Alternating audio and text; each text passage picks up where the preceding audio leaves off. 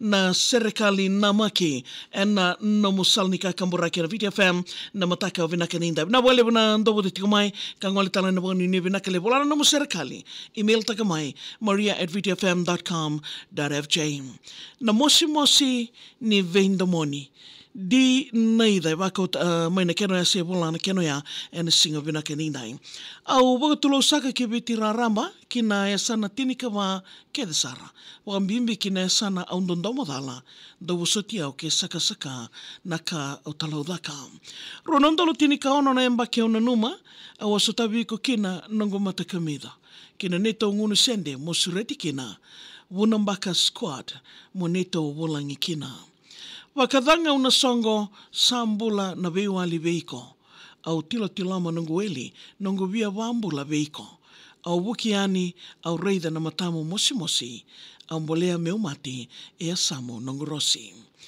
Andi na edhamu se di na idha kondaua waka mene nandari watu na esana kodhabutu maikina oile.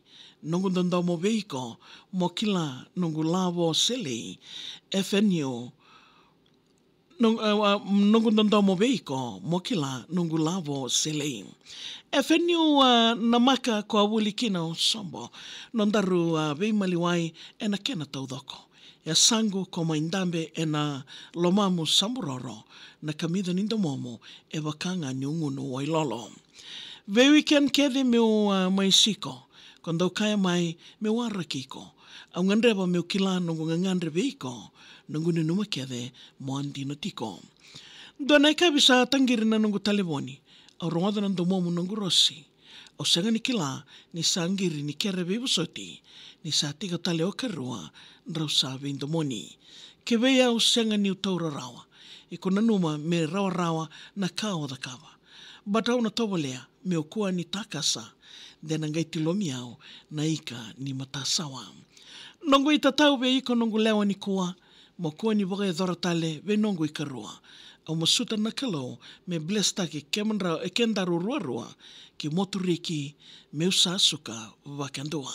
Ave kemni nandovo de tikumai oi na kena ya mai ve hasla en singo vinakanikoa na nandaru i waseningona ni wakatawa. Wanu ni vinakalevu ve kemni nandovo de tikumai na ve kanda uyado basika rauni sotave na renre sotave na rao iko tale itaka so na ngaune renre bita mai serikali me mai mbololo tu ni wakananano ganda rauni na rongo de tingani na Facebook page ni VTFM. Sama tikumai na nandaru i waseningona ni wakatawa kuningole